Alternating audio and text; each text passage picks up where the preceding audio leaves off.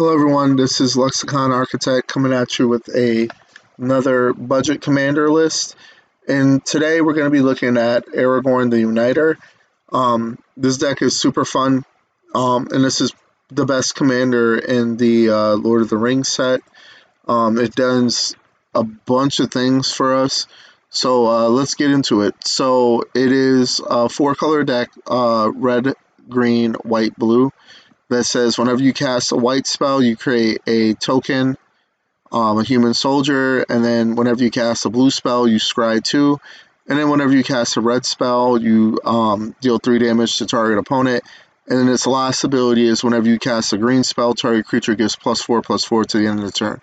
So the reason why this commander is very good is because whenever you cast multicolored spells, you're going to trigger each ability for whatever colors are in that spell.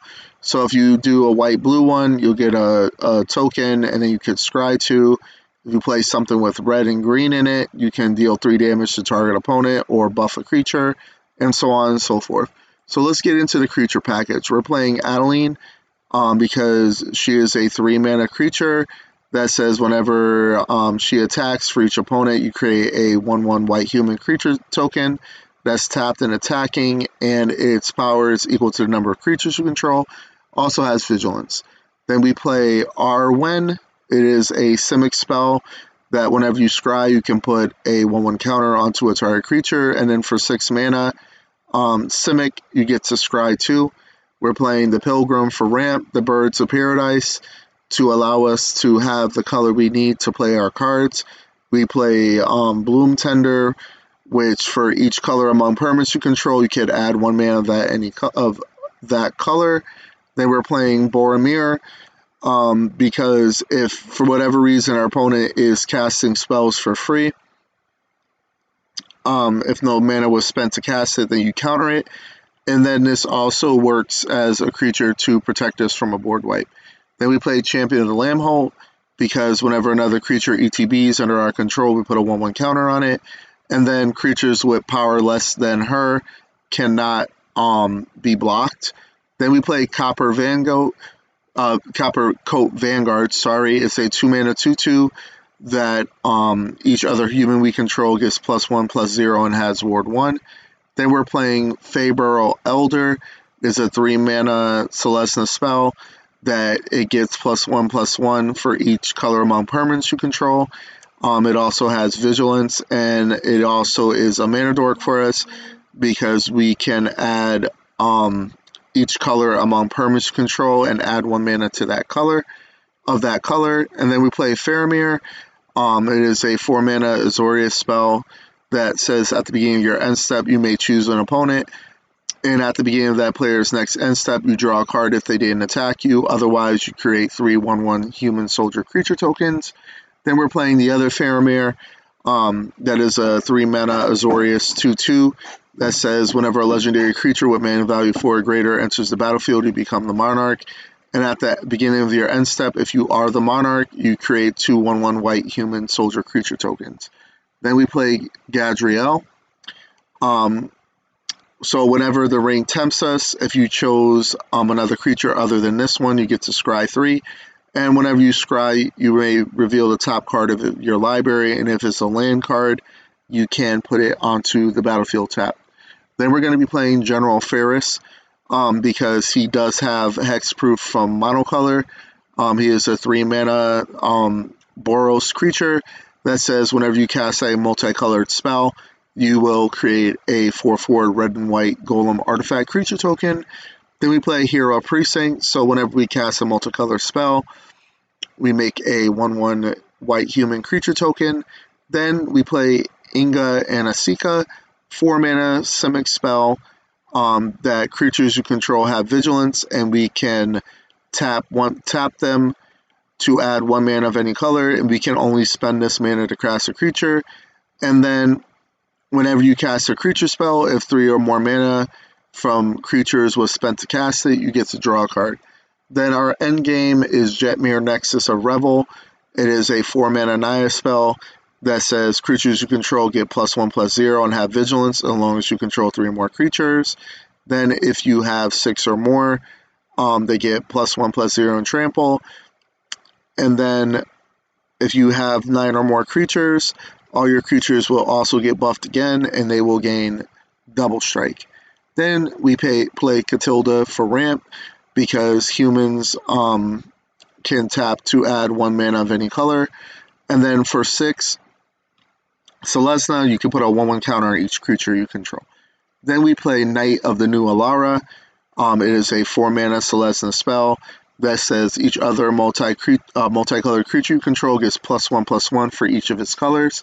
Then we're going to be playing Kaikar, because whenever we cast a non-creature spell, we can create a 1/1 white spirit creature token with flying, and then if we want to, we can sacrifice a spirit to add a red mana.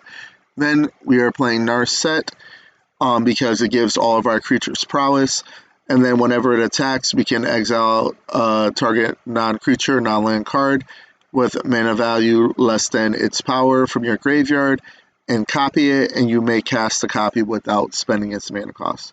Then we play Noble Hierarch, just to be able to tap for the colors we need. We play Pippin, because it has Vigilance in Ward 1, and then we can tap this to give another target creature protection from a card type of our choice until the end of the turn. Then we play Prince Imrahil the Fair, 2 mana Azorius spell that whenever we draw our second card, we create a 1/1 white human soldier creature token. Then we play Samwise Gamgee. It is a Selesnya spell that says whenever a non-token creature enters the battlefield under your control, you create a food, and then you can sacrifice 3 foods to return target historic card from your graveyard to your hand. And lastly, we're going to be playing Torrens just to generate tokens. So whenever we cast a creature spell, we create a 1/1 green-white human creature token with training. And training is ability that if you attack with a creature that has higher power than a creature with training, you will put a 1/1 counter on it.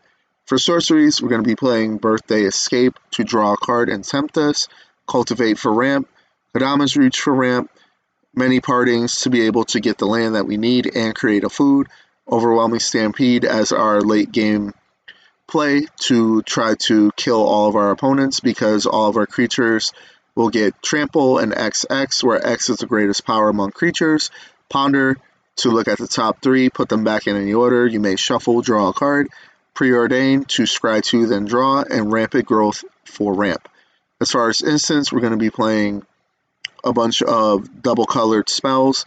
So we have our Tarka's Command, which is a Gruul spell, which we can choose to.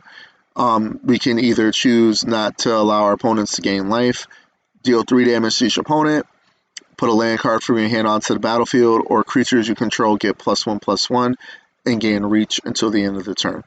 Beast Within for removal, Brainstorm to allow us to draw 3 cards, put 2 back on our library at any order, Cabareti's Charm, Anaya instant that deals damage equal to the number of creatures controlled to target creature or planeswalker, or we can give our creatures +1/+1 and trample, or we can create 2 1/1 green-white citizen creature tokens. Then we play Dovin's Veto to counter a target non-trigger spell, and this spell cannot be countered. Entish Restoration for ramp, Flawless Maneuver to protect us from board wipes, same with Heroic's Intervention. Izzet's Charm to counter target non-creature spell unless its controller pays 2, or it deals 2 damage to target creature, or you draw 2 cards and then discard 2. Then Jeskai's Charm, we can either put a creature on the top of its owner's library, deal 4 damage to target opponent, or your creatures get +1/+1 and gain lifelink. We're playing Metamorphose for either a colorless with a red or a colorless with a green. It will add 2 mana of any combination of colors to your mana pool, and you will draw a card. Path to Exile for removal. Prismari's Command to either deal 2 damage to any target, draw 2, then discard 2, create a treasure token, or destroy target artifact. Then we play Selesnya's Charm. We may choose 1. Target creature gets +2/+2 and gains trample. Exile target creature with power 5 or greater, or put a 2/2 white knight token onto the battlefield with vigilance. Then we play Simic Charm. We get to choose one, so our creature gives +3/+3 to the end of the turn, or permanents you control gain hexproof until the end of the turn, or you can return a target creature to its owner's hand. And then we play Unbreakable Formation to protect us from board wipes, or we can cast this during our main phase, and if we do, we put a 1/1 counter on all of our creatures, and they all gain Vigilance at the end of the turn. As far as artifacts, we're going to be playing Signet, Chromatic Lantern to fix our land base, Commander Sphere for ramp, Inherited Envelope to tempt us with the ring and add 1 mana of any color, Lightning Grease to protect the creature, Relic of Legends to add 1 mana of any color, and then you can also tap and untap legendary creature to add 1 mana, Skull Clamp to allow us to draw cards, Soul Ring for ramp, and Swift Boots for protection. And then as far as enchantments, we're going to be playing Broker's Ascendancy. So at the beginning of our end step, we will put a 1/1 counter on each creature we control. And the second part doesn't matter because we're not playing any Planeswalkers. Then we play Dawn of the New Age. It will ETB with a hope counter on it for each creature we control. At the beginning of our end step, we may remove a hope counter, and if we do, we draw a card. And then when there are no counters left on it, we sacrifice it and gain 4 life. Then we play Elven Chorus. It's a 4-mana enchantment that allows us to always see the top card of our library. We can cast creature spells from the top of our library, and then all creatures we control have add 1 mana of any color. Then we play Flowering of the White Tree. It is a 2-mana spell that gives all legendary creatures +2/+1 in Ward 1, and then all non-legendaries get +1/+1. Then also we play Rhythm of the Wild. That makes it so our creature spells cannot be countered. And non-token creatures we control have Riot, so they either enter in with a 1/1 counter on them, or we give them haste. As far as lands, it's pretty simple. We're playing a ton of Triomes. Every single Triome I can find that I can fit in here that works for this deck. And then we play a bunch of lands that ETB untapped as long as we control 2 or more opponents. And then we also have Commander Tower to allow us to add a color in the mana symbols that are in our commander. And that's it. So this deck is a little bit more expensive than the ones that I typically build. This one's going to cost you around $300 to $305. But this is, like I said at the beginning of the video, this is the #1 commander in the Lord of the Rings set, according to a bunch of people who sat down and looked at all the commanders and decided which one was the best, and Aragorn was the best commander. So I hope you have a great day, and I hope you enjoyed this video. Please leave a subscribe on YouTube, and the video will be up shortly. Have a good day and take care.